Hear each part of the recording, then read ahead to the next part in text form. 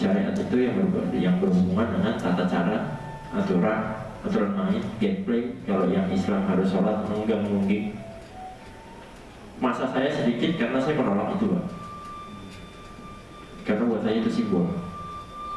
Sholat yang sejati itu adalah mencegah perbuatan keji dan mungkar buat saya. Kita udah tunggang-tungging tapi masih nipu orang, masih kurang ajar sama orang, sama aja bohong. Sedangkan itu rukun Islam yang harus kita jalankan. Simbol. Nah ini kan kalau saya pakai bahasa-bahasa ini seperti itu kan orang takut, Pak, mau ikut saya. Tapi kalau bahasa syariat, iya kamu harus rajin sholat. Wah, itu paranormal, itu guru meditasi jadi kita sholat tuh. Tapi kalau buat saya nggak mau nipu orang. Itu sendiri Sunan Kalijaga sebagai salah satu penyebar Islam di Jawa itu mengakui bahwa dia menggunakan ilmu syariat hanya untuk mempersatukan umat. Dan seharusnya setelah dipersatukan umatnya dinaikkan lagi levelnya. Karena ada tarekat-tarekat marifat itu harus digembleng lagi. Sebetulnya itu maunya Rasulullah pun seperti itu. Penjabaran itu nanti ketemu sendiri kok, Pak. Saya juga tidak mau menyalahkan orang-orang ya, karena dalam meditasi ada ranah yang kita melepaskan dualitas hitam atau putih, baik buruk, benar salah, karena setiap orang memiliki kebenarannya masing-masing. Jadi kita harus bisa melepaskan itu. Sampai kapanpun kita nyalahin orang, kita nggak bakal jadi Tuhan loh. Tetap aja kita manusia. Sampai kapanpun kita nyalahin orang. Lu ini salah, iman lu ini salah, lu ini sesat. Sampai kapanpun kita nggak akan bisa jeblosin dia ke neraka gitu ya. Bukan urusan kita gitu Pak. Nah jadi kalau untuk trik pengikut banyak itu packaging, kemasan. Saya bilangnya itu, apapun bentuknya, mau dia seorang spiritual, lihat Pak Anand Krishna, hebat. Saya nggak bilang dia bohong, tapi dia mengemas packagingnya dengan cara yang berbeda.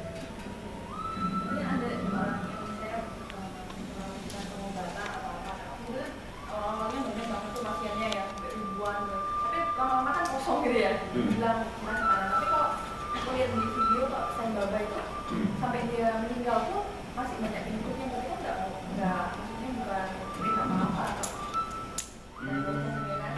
oh sebentar aja dalam waktu berapa lama udah hilang pengikutnya.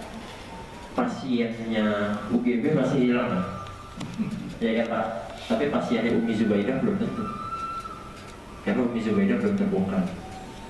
Dengan padahal paling gampang itu main telur itu ilmu paling gampang itu main telur sebenarnya. Cuman sekali lagi lah, kalau buat saya dengan hening ini kita bisa memahami banyak hal. Jadi ya selepas dari ruangan ini ya saya berharap sekali outcome-nya adalah dapat mengaplikasikan keilmuan ini sehari-hari. Dengan heningnya kita itu dijelaskan juga dari Al-Quran, Injil, terserah kata Allah mau berbalik, tiduran atau berdiri, tapi alam semesta ini diciptakan pagi, siang, malam untuk kau amati, untuk kau cermati segala isi.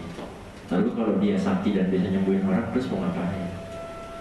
Apa itu penting buat kita? Kadang-kadang kita suka mikir gitu. Saya sendiri ya biarkan saja, itu jalannya dia mau nipu, dia mau enggak.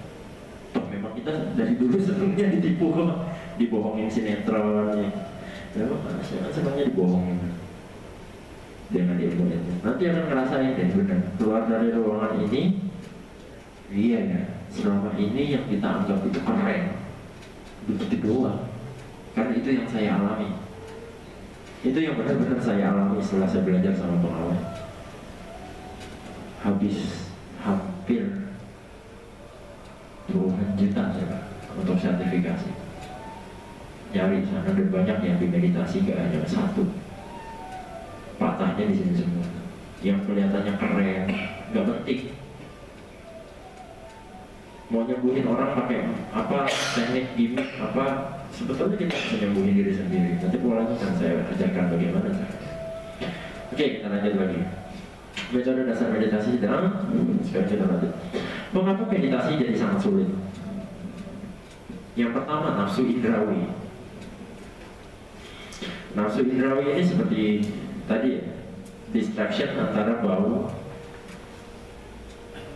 visual, rasa, entah itu rasa lapar atau rasa apapun itu juga, termasuk rasa kantuk, rasa lelah, itu nafsu indrawi. Makanya dalam Buddhisme diajarkan belajarlah untuk melepaskan kemelekatanmu dari apapun, bahkan sejatinya termasuk musik. Sebetulnya Buddha mengajarkan termasuk musik kita harus bisa melepaskan kemelekatan itu. Kalau kita meditasi masih ketergantungan sama musik, berarti kita masih melekat sama musik. Kita masih benar-benar melekat. Gak bisa nih kalau di hotel, gue mesti di padepokannya Rifki gitu di Samara, di Omah Poki, saya di rumah meditasi di sana. Saya punya satu murid namanya Yogi. Saya ngekos, itu di kamar kosan saya sampai jumlah lagunya sampai yang paling bagus sekali pun nggak bisa-bisa. Kenapa nih? Suasananya beda banget sama di Omah Poki. Itu perangkat harus di sana. Ya. Di mobil sampai nyetir pun kita bisa. Yang penting hati-hati. Jangan tutup mata. Itu trik sulap soalnya, tutup mata. Nafsu indrawi. Yang kedua, niat buruk. Loh, niat buruk terhadap siapa? Terhadap diri sendiri. Tidak mengizinkan kedamaian hadir ke dalam diri kita, itu termasuk niat yang buruk terhadap diri sendiri. Bagaimana cara mengatasinya? Ingat, apapun yang ada di pikiran Anda itu tidaklah nyata. Apapun yang di pikiran Anda bisa jadi juga nyata. Jadi pintar-pintarlah memanipulasi pikiran Anda. Ya memang harus begitu, dimanipulasi sudut pandangnya. Kalau meditasi itu berlelah-lelah dan pegal sekali, kaki saya bisa keram. Rubah frame berpikirnya. Menjadi dengan meditasi saya dapat memahami sesuatu yang orang lain tidak pahami dalam hidup ini. Lalu saya akan cerdas. Maka itu akan jadi motivasi yang sangat besar.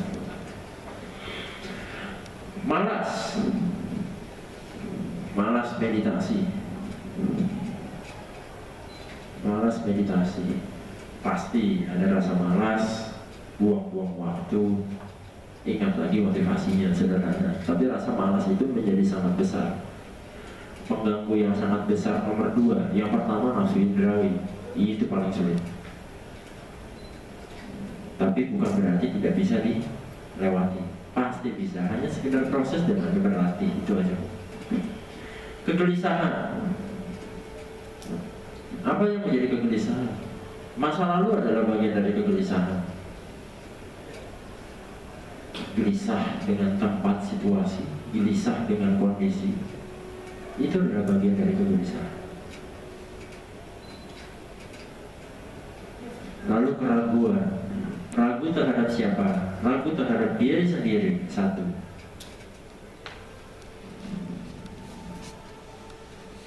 Ragu terhadap metode pengajaran. 2. Dan yang terakhir, ragu terhadap pengajar atau pembimbing. Dalam satu kurun waktu kita pasti akan dibimbing, Pak. Mungkin di acara waisak atau apa, saya tidak tahu gitu ya. Pasti akan satu momen kita akan dibimbing oleh orang. Dan ketika kesombongan kita muncul, kita ragu sama dia terhadap kamu, bisa nggak evidensinya? Kemampuan kamu seperti apa? Apa sama dengan Pak Gede Prama? Atau kamu sama dengan Singapura? Atau kamu sama dengan Mas Weldo dari Bali juga? Orang gila juga. Apa kemampuan kamu bisa bimbing saya meditasi? Dari situ keraguan menjadi rintangan terbesar yang dinamakan ego. Dia menjadi bagian dari ego ya. Bagaimana kita berdamai dengan ego kita? Bukan menghilangkan, jangan dihilangkan. Amarah, benci itu jangan dihilangkan, bahaya. Saya pernah diprotes, Mas Riki kenapa marah-marah gitu? Karena kebetulan tadi pagi saya nangkep maling. Saya nangkep maling di kosan saya, mau maling motor. Itu saya marah-marah sama dia. Saya interogasi dia soalnya. Ada yang komen, guru meditasi kok marah? Nah terus kalau istri dan anakmu diperkosa orang depan matamu, kamu mau nyebut apa? Jangan, berdamailah dengan dirimu, nggak bisa. Tapi yang bagus adalah menempatkan semua sesuai dengan waktu dan tempatnya. Misalnya, ketika kita nggak perlu marah seperti sekarang, apa yang harus marah? Kalau nggak perlu-perlu amat, itu kan wasting energi, Pak. Buang-buang energi kita. itu kita jadi merusaknya seperti itu. Tapi ketika kita memerlukan untuk self defense, ya kenapa enggak? Kita harus jaga diri kok, dan itu boleh-boleh saja. Oke, mengapa meditasi menjadi sangat sulit? Nggak banyak teori lah kalau meditasi. Sebentar lagi kita kan praktek ya. Prakteknya saya minta sekarang teman-teman porsinya digeser, kita lesehan, alas kakinya kita buka bareng-bareng.